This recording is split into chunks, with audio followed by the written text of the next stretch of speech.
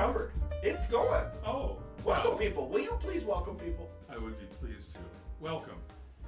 I'm Paul Bieber, the pastor of All Saints Lutheran Church, here with my colleague and friend, Bohdan, pastor of Tierra Santa Lutheran Church, and this is What is the Premise? You said that with a certain amount of drama, which fits for our topic today. Drama, art, music. In the church. In the church. Yeah, absolutely. Is there such a thing as art in the church? Because some people might disagree with you. Bad art. Well, maybe bad art. I was just going to say, that's right. It's not as though there's no... Now, some places, your Quaker meeting house or something like that, you could argue there's no art. anymore. Yeah, we can maybe get into that. Why they have no art? Do you know why? In the iconoclastic, periods of the church, but even no singing in those churches. That must be very sad for them. Oh, Well, that's right. We don't have any singing in California either during the pandemic. Oh, that's very sad for us, too. He's venting his spleen a little bit there. Just a little bit. But we got to focus this just a little bit. Maybe we can use prayer to help us focus a little bit. Would you mind? I'd be happy to. Heavenly Father, we give you thanks for the gift of today, for this time together. We give you thanks for the many gifts that you give human beings. And as we think about art and beauty and music, we ask that you would help the church to be a place that helps support the arts, that helps encourage people's creativity, and helps us to gain a better understanding of how you work in our lives through displaying, teaching, and art, and learning about the wonder of your creation. I hope that made sense, Lord. Hopefully you'll help us in this conversation too. So be with us today. In Jesus' name we pray. Amen. Well, the Spirit intercedes with sighs deeper than words. Right? No, I mean it's good because we do need to, in the order of blessing for worship furnishings. One of the things that it says is, "You have commanded us to show your glory to our children." I mean, worship furnishing. Do you really bless the furniture? Like a new altar frontal or something like that. Altar frontal. That's what it is. I mean, most of our viewers... It's a kind of cloth. Yeah, most people won't know what an altar frontal is. Well, I think they will. It's a kind of cloth. Well, what kind of cloth? Is it an altar or is it a table? It's the kind that hangs down the front of the altar. Ah, hence the name. Precisely. Very descriptive. But what I was saying is the order for blessing says, "You have commanded us to show your glory to our children," and we do that by displaying beautiful things. When you use the word displaying, it jumped out at me in the prayer, and I think that is one of the things that we do, is we try to worship the Lord in the beauty of holiness, and to display that beauty, and so that does put us on a kind of a spectrum between the sparseness, shall we say, of like a Quaker meeting house type of approach, or the extreme exuberance of, say, an Orthodox worship space, where every place on the wall, I like every possible space where you could put an icon, there's an icon there. Or a pre-Vatican II type of Roman Catholic worship space where you've got all the statues and all the shrines, of all the saints and all that kind of stuff. I would think it's kind of gaudy. Well, I always thought that it was a little distracting, and I'm speaking only for myself at this point. I've always thought that a worship space that is beautiful. I mean, for me, it actually is important that a worship space be beautiful. Right. I like how you did that, because I've followed a few pastors who their personal taste maybe wasn't the same as mine. So what they thought was beautiful and established, then, somebody had to follow that and say, boy, these were bad choices. Well, and how many years does it take you to undo, what your predecessor did? But I think that... Have you had any particularly beautiful? In a space like that. Oh, okay. A beautiful space. A beautiful space. For me, one of the things that makes it beautiful is the fact that it's focused on the important things that we're focusing on in the worship space. The altar, where we, gather around for the Holy Communion. A place of enthronement of the Word, whether it be a pulpit or a lectern or both, depending on the architectural style. There ought to be a cross. and even although I know our more contemporary, colleagues don't think that that's necessarily a very good idea anymore. Okay. But those those kinds of things, and of course you can have other things. We have a few icons, and All Saints, not a lot, but a few. But I hope that they are not distracting. I hope that we're focusing on the central things of worship in our space. Which are? Once again, can we review that? The altar, Okay. because of the sacrament of the altar, and a place of enthronement for the word, where the scriptures are read and maybe the homily is preached. I usually don't actually preach from behind a reading desk, but you could. So no baptismal font? You don't. Gotta have a baptismal font. Or is that outside in the baptistry? Oh, if only. Yeah. No. Oh, I love it. I mean, I like what you're saying. The church my mom grew up in Welch. Eric Norelius, who started Gustavus Adolphus College, he was also the founder of that congregation, and he always dreamed of preaching literally from an open Bible. And so guess what their pulpit looks like? As though there were an open Bible and then stacked on a couple other books. And so literally you look at it and you're like, that is like somebody's bad third grade art. Well, and of course, kind of looks like a Rose Bowl float too. It could be coming down. Pastor could be driving in a book. Might be really creative for one day of the year, but after the rest of the year, it's kind of like, man, that was a bold choice. Bold choice. Are you into bold choices in worship space? Or that's a wonderful. After what you were just talking about is the fact that we've all walked into churches and said, "Oh, look, religious kitsch, it lives." Yes. But you've euphemized it magnificently by saying it's a bold choice. And religious kitsch. The problem is that those bold choices get old really fast. Nothing gets older faster than a bold choice. But that's the traditionalist in me speaking. So you're not a fan of Solomon's Christ?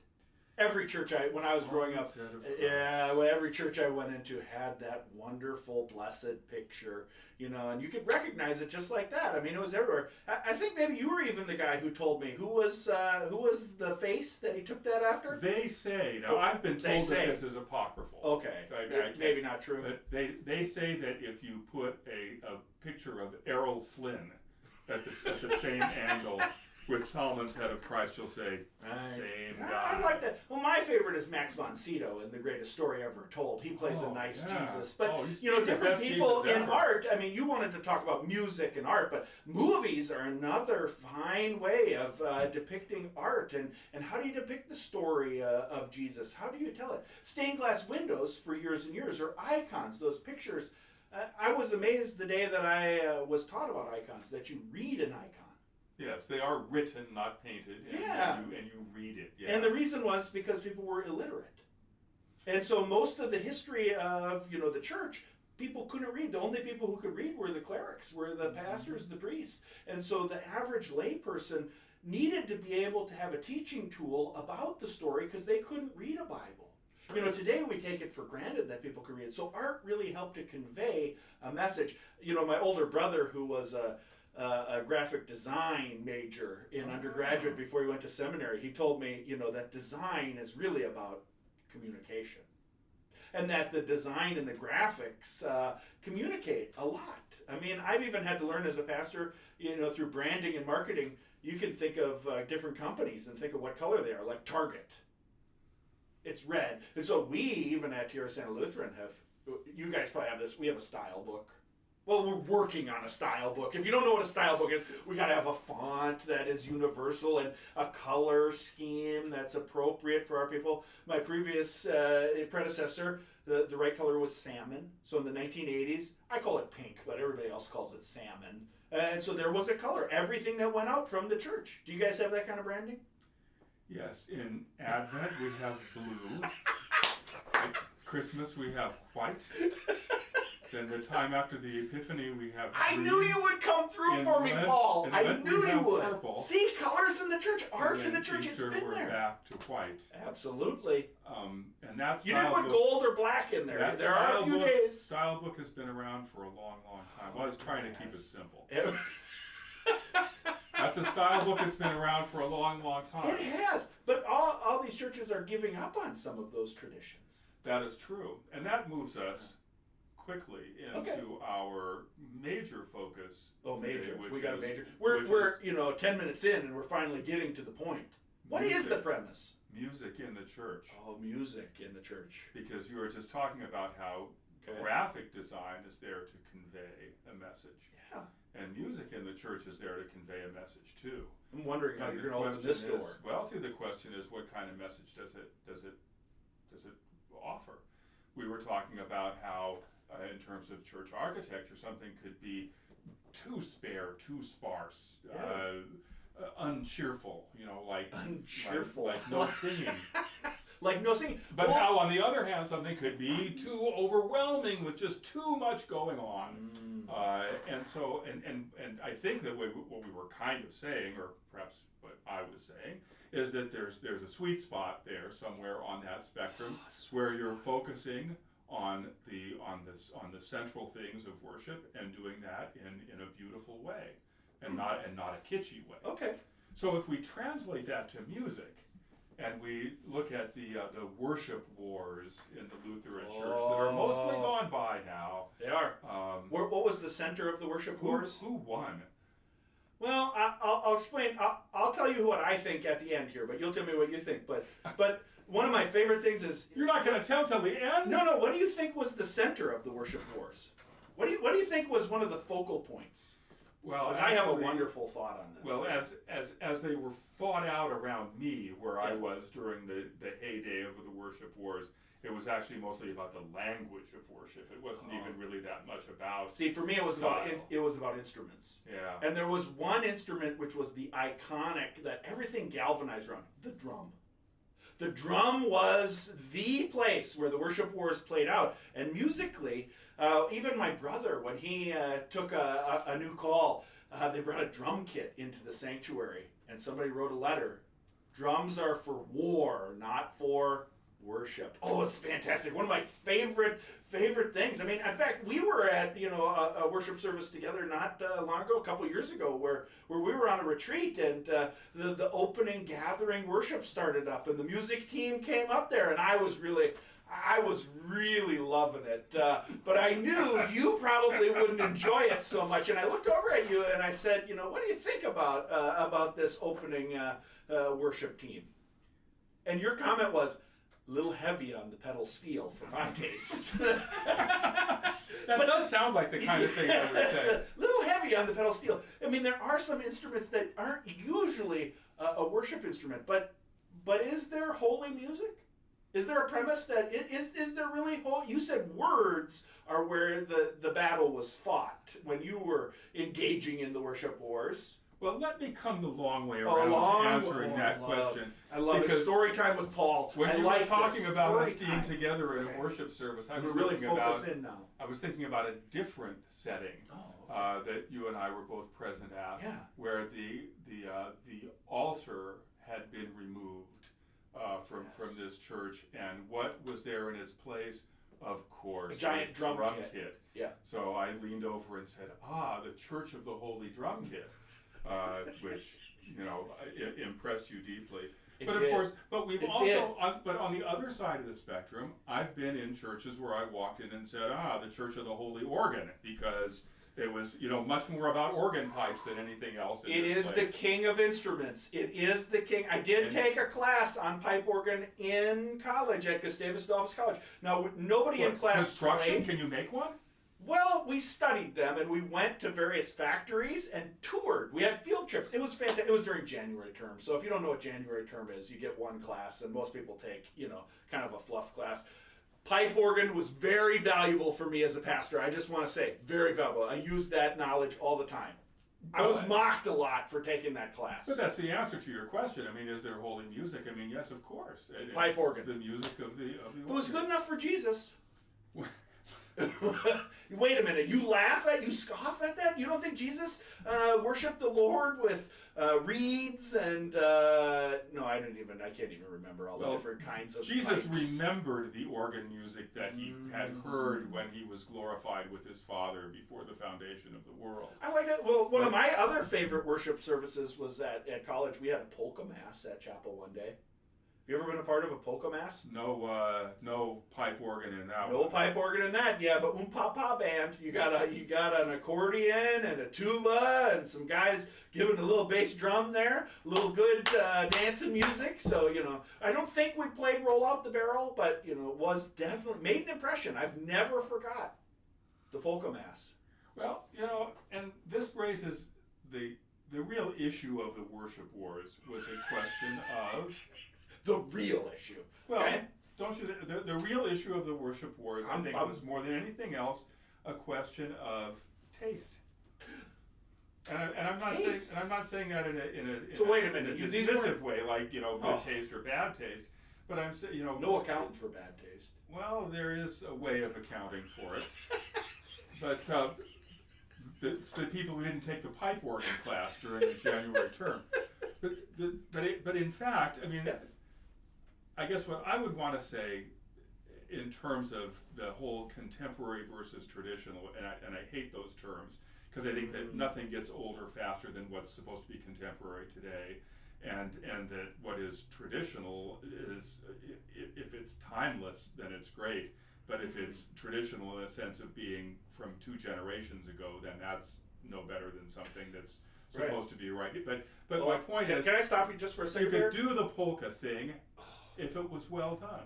Well, you could. Well done polka music. We might have to have a few, comments about that. But one of my favorite things since moving to San Diego has been I've driven past several churches and they don't have traditional worship. They call it something else. You know what they call it?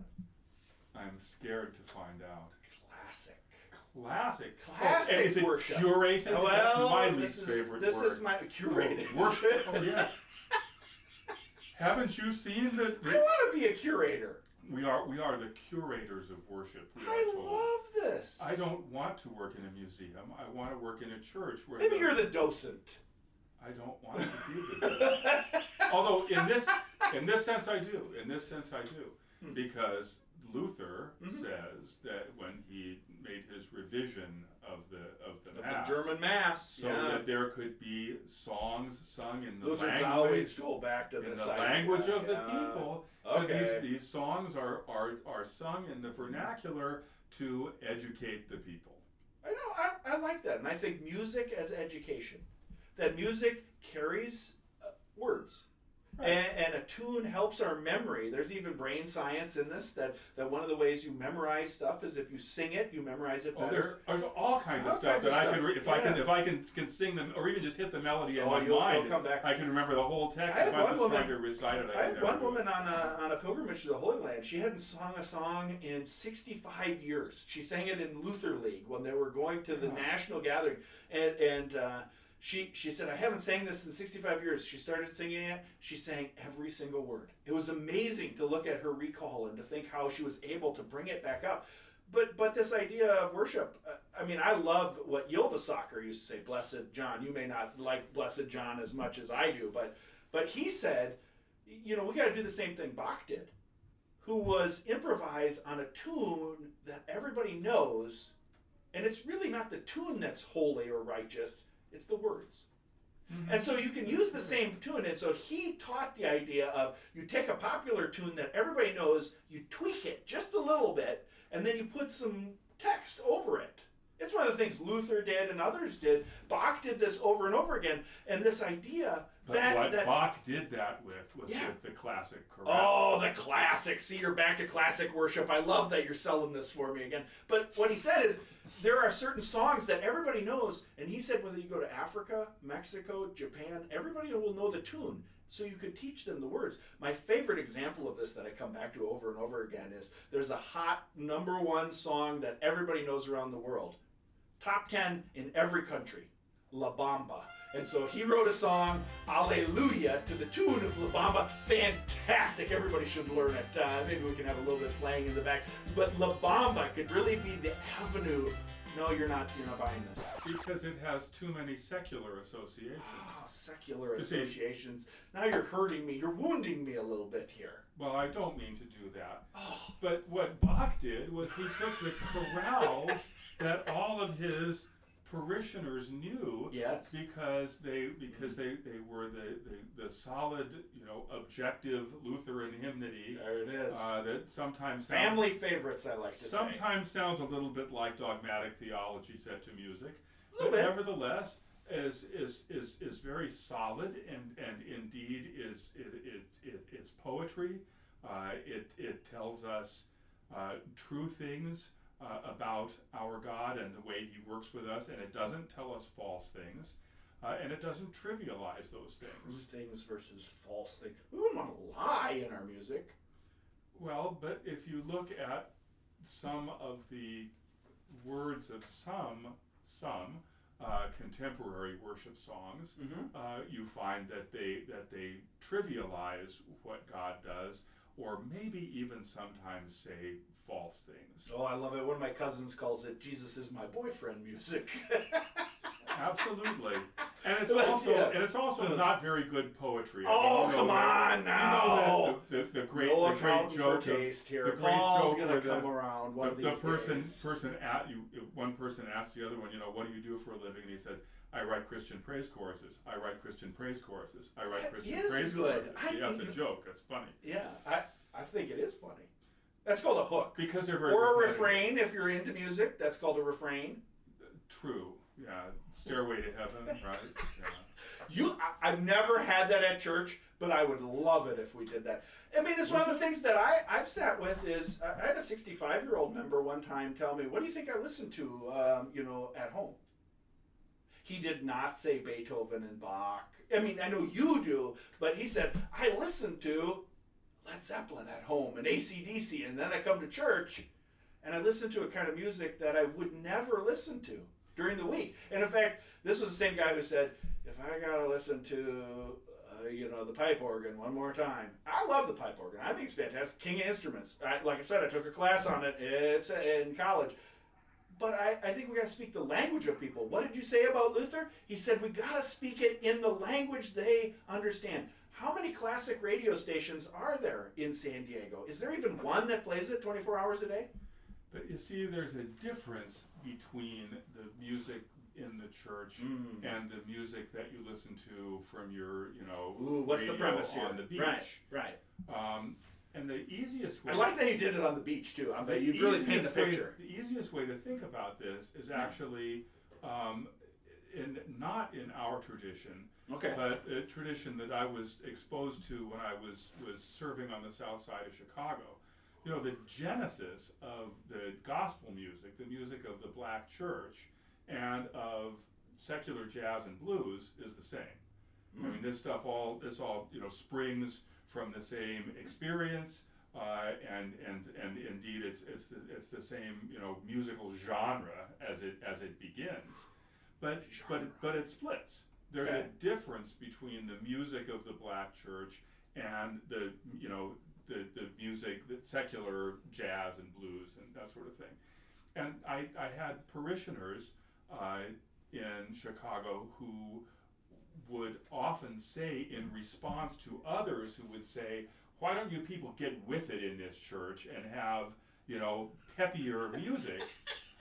Yeah, it sounds like you're going to a funeral. Come on now. Oh. I love to listen to that kind of music in a nightclub, but I don't want to listen to that kind of music. No wonder you were engaged in the worship wars. With that kind of polemical language, man, I thought we were supposed to love people where they're at and use the language that they need. Right, exactly. But we're talking about the music that they need to carry those words. And now it's important that... So you're talking rap? No, I'm talking Malachi.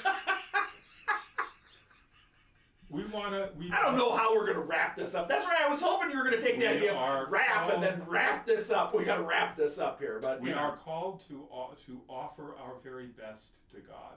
Oh. One of the things that really irked the prophet Malachi was when people offered less than the best to God. I like that, and yet I'm working on my perfectionism. One of my teachers told me, anything worth doing is worth doing poorly.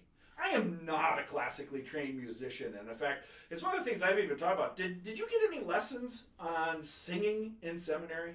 Did they give you, I mean, they expect us to walk out there on stage and do American Idol and be able to chant and sing. Man, that was tough. I remember when I first started having to get up there, there were a few people I got to apologize to. I really feel sad that I kind of, you're talking about need the best musically. Oh, they had to suffer with me through some of the music that I had to chant in worship. Well, chant is just elevated speech, so you did fine.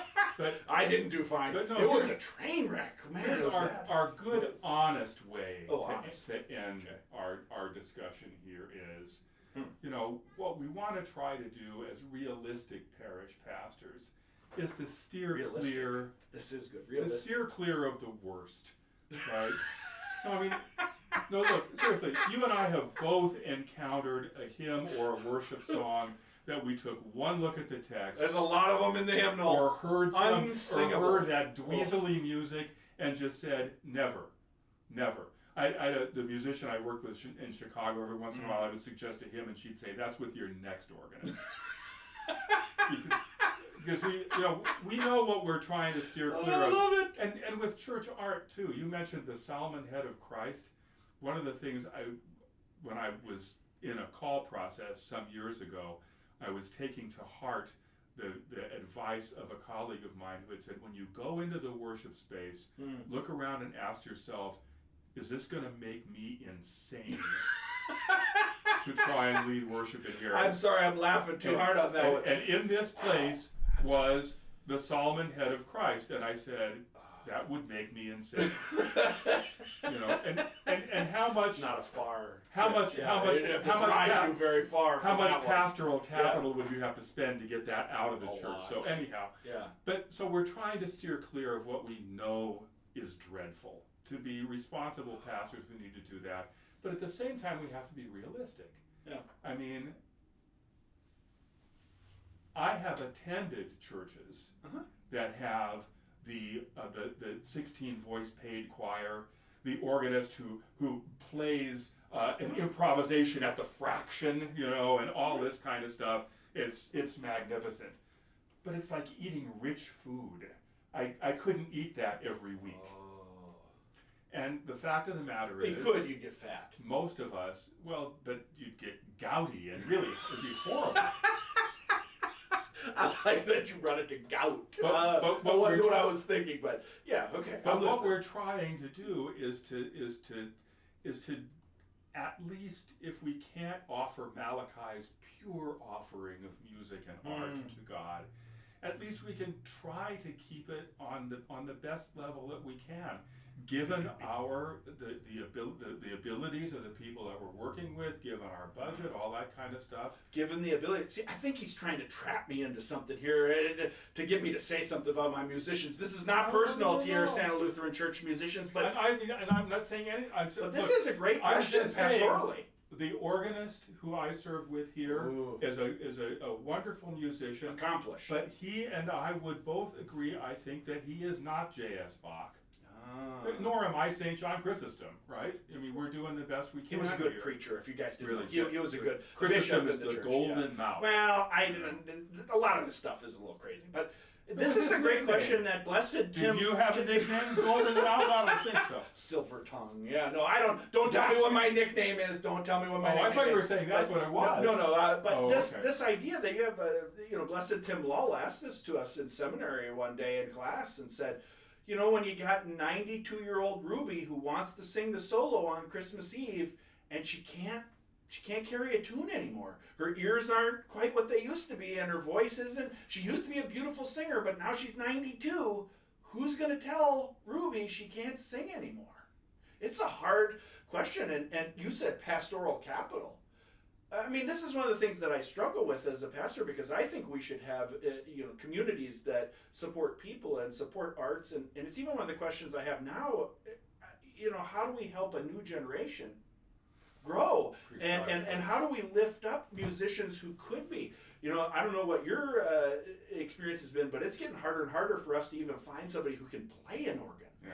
It's getting harder and harder. There are people out Liturgical there. organists are not big Liturgical on the organists, ground. and they'll say, I can play the manual, but I don't know what to do Right. with my feet. And so they haven't been trained. And the people who grew up in the farm church, who were taught when they were 11 years old to play this wonderful instrument. Exactly. It's getting harder and harder. And church musicians, one of my favorite, don't tell anybody this, but I did sub at the Seventh-day Adventist church, which is right next door to the congregation I served, one Saturday, because they worship on Saturday, not on Sunday. It's a whole episode if we need to get into that. But they had a third grader who was learning to play the trumpet, and he got his trumpet and stood in front of everybody, 300 people there, and he tried to play Amazing Grace, and he got about 3 notes out, and that was all he could do. And then he tried another 3 notes and another 3 notes. Did you rescue him? At the end, everybody clapped and cheered. And the environment was so supportive and loving that they knew what he was trying to create. Musically, it was terrible. I'll give you another anecdote. Here's my favorite bit of ego. At the church I served in Sacramento, we used to have a retreat, and we would have a talent contest on Saturday night. And there were twins, a boy and a girl who were twins, and they had been working for months on their big hit. They were going to sing Onward Christian Soldiers. And in the car on the way up, she wouldn't do it. And her brother looked at her and said, if you don't sing, no one will clap for you. Oh. So I've had a lot of divas, like you say, in the church and music. But I think a church musician understands the music is there for a purpose. And I think the idea is that it needs to help complement the message and the ministry that we do. Most church musicians understand that. I've worked with a lot of divas. Some of them are riding a hobby horse. Well, there was organists that, man, I got to be careful not to name names here, but the senior pastor said every Sunday was the Super Bowl to her, and she was such a perfectionist. The stress and pressure and the level of accomplishment had to be perfect every Sunday. If you made any mistakes, and that environment was not conducive to art and beauty. No, that environment of tense, tension and pain and perfectionism. And so in the church, yes, we do want to give our best to God. And we also are a forgiving, loving place that understands, maybe like that third grade trumpeter, we got to be able to support our kids who are coming up. If you're not willing to listen to some bad art, you're never going to get good artists. You're going to have to listen to some bad art, Paul. But there's a sweet spot in the middle here, you see, between just the pure affirmation of, that really was terrible, but you really tried, and we love you for it. I mean, that kind of affirmation is great, but that actually doesn't help a musician get better. What helps a musician get better is constructive criticism that helps them to move along by somebody who knows what they're talking about. Oh, giving me a little heartburn right now. I know. I have that. Criticism. I have that effect. Oh, man. But at the same time, we've both been in situations where, for some reason, somebody in charge thought that the thing to do was to really ratchet up the stress in here. We should have really talked about liturgical dance and seen what Paul... That'll really fantastic liturgical dance. That'll be our next episode. We gotta end this one, Paul. Okay. We gotta end this one, but we're really grateful for you. Thanks for joining us. We are grateful. And we hope you got your juices flowing a little bit and got you thinking a little bit about But church. not heartburn. Not heartburn. Thanks. God bless. Bye.